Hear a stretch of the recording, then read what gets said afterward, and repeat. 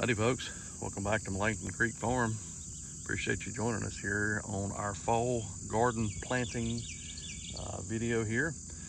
We're finally going to go back into these two beds here. We got some zucchini that we're going to be replanting here and a couple other things. Let's go up here and take a look and see what we got. All right, so this is what we're going to go in the garden today. We're going to go in with some of our little finger carrots. These carrots did so well in this bed this past spring and summer. We're going to go ahead and go back in here. We should get good germination. I was just checking our soil temperature and all here, and yeah, 77. It was 78 a while ago, so yeah, there it goes. So germination for sure. You don't even have to worry about transplanting seeds when the soil temp is up that high. These will germinate in no time. Just a check of our pH, and it's usually a little high, but it's looking right on the edge of, yeah, it's a little high. But we plant primarily in 100% organic. We don't use a whole lot of native soil. There is some mixed in some of these beds. You can see the red dirt in there where we've mixed some of it in. The pH usually runs a little high, and then we'll amend it if we need to. But so we're gonna go in with our carrots. We're gonna do another planting of broccoli here over in our this bed here that we had corn in. And then we're gonna go back in with some more okra. We're gonna go back in that bed there with some okra. And then we're gonna do some Connecticut field pumpkins. We tried these last fall, and we got a late planting and the downy mildew, and we didn't get a good production from our pumpkins last year, so we're gonna try again.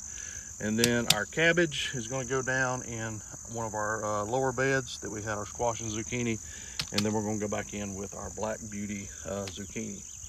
So let's get started. The first thing we're gonna do is take our little hand rake here and just kind of loosen the soil up just a little bit. It stays really loose anyway. That's why I like these raised beds. You don't get much compacting of the soil.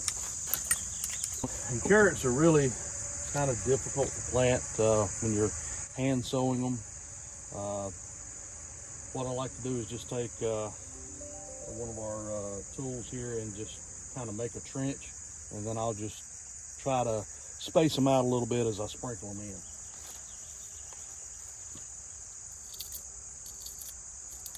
These carrots only need to be planted about a 1/4 inch deep, so you don't really have to go very deep. Then we're gonna get some there in our hand and then just kind of spread them out the best we can.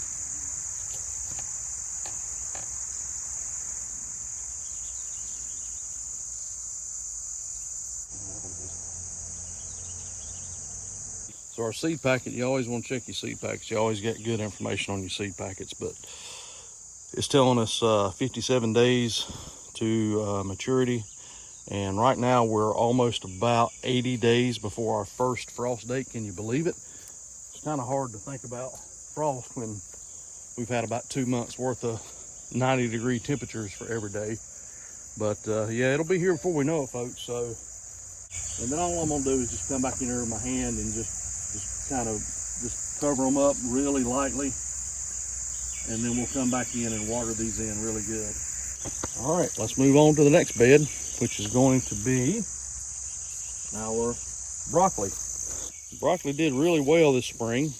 It kind of came in when we were on vacation, and it got to bolt a little bit. So we didn't get a very good harvest. You know, it done really well. It produced really well, but we just didn't get a chance to get too much harvested. Broccoli's about a 1/2 inch deep, about a 1/2 knuckle. And then what we're purposely doing is planting them right beside where our drip emitters are, making sure that they get good water.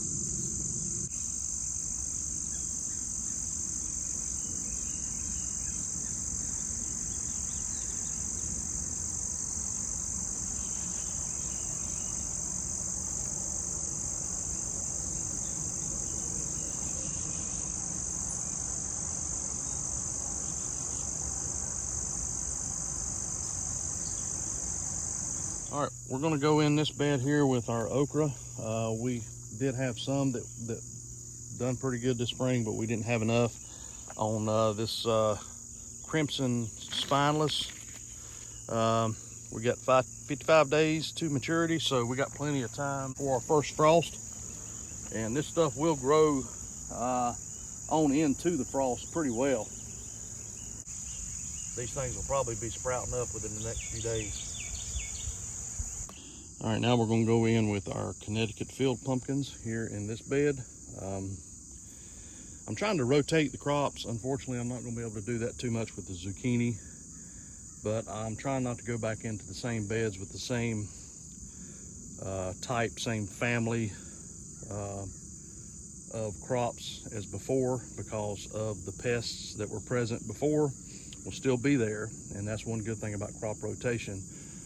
You try to get something, a different type of crop in that bed that's not susceptible to the same pest as what had previously been in that bed. And so pumpkins are a cucurbit, and that's the same thing as your watermelons, your cucumbers, squash, those types of things. Your pumpkins are the same family. Cucurbits are a great companion crop with the green beans that are still present here, putting nitrogen back in the soil, and also the remnants of the corn that we've kind of implemented back into the soil. When we pulled, a lot of the roots stayed in there. So I'm only gonna plant 4, just gonna space them out right down through the middle here.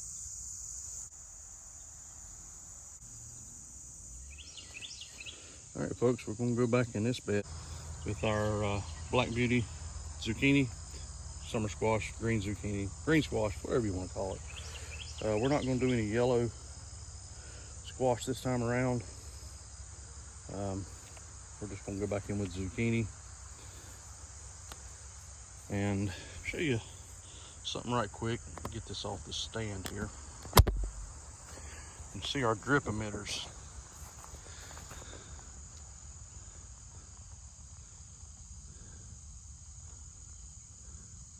Most time they're so covered up that you can't really see how they work, but you got the drip emitter right there,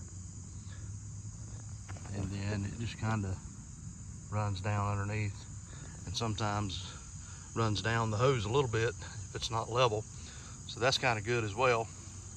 But you can see how them drip emitter hoses work right there.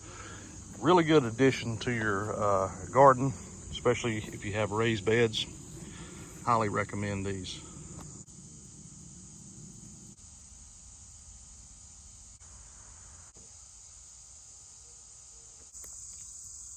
So I've been working on pulling weeds. I figured y'all didn't want to sit there and watch me pull weeds on a video, but I did want to show you this. I pulled up one. There's one of my seed blocks from this spring, or actually February, early March, when we started our seeds.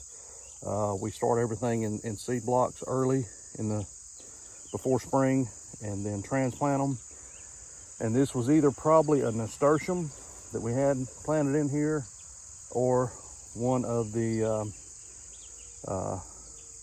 zucchini that we planted in here. But you can see how they stay pretty intact the whole season. Reminds me that I probably need to do a little bit of finessing to soften these up when I put them in the ground. So just want to show you that. All right, folks, now we're going to go in with our cabbage. This is the Charleston Wakefield cabbage, and most everything's about a 1/2 inch depth. 5 to 7 days, we're going to put that to the test, as warm as this soil is.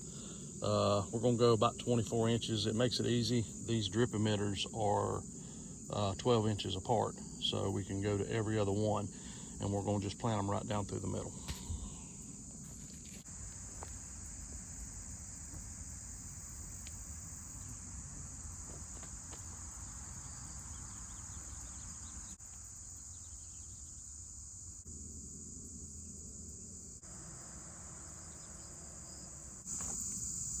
what I decided to do is come back and plant one every foot, just to ensure germination, which we usually get really high germination. So I'm really not concerned about not getting enough germination, but figure we'll go ahead and do it while we're out here. Alrighty folks, well that's our fall planting for today anyway. We do have some more that we will be planting coming up soon. So stay tuned for those videos. It's going to be stuff that will overwinter, like our broccoli, onions, and such. So our next projects that we're going to be doing is maters. You can see we've got a lot of ripe San Marzanos on there, and we've been waiting for this weekend to make our sauces. So we're going to be picking those probably this next day or two, and getting ready for making our spaghetti sauce and salsa. And well folks, that'll do it for today's video. I appreciate you joining us here at Melancton Creek Farm, as we have gotten the majority of our fall planting done today. We are still waiting on our watermelons. You can see they're in there, and this grass is doing exactly what I would hoped it would do. Give it plenty of shade and cover. We did have some critters get into our cantaloupe over here, so we've got to get a fence project in the works for this next season. But that'll do it for this video. I appreciate you joining us. We'll see you on the next one. Y'all take care.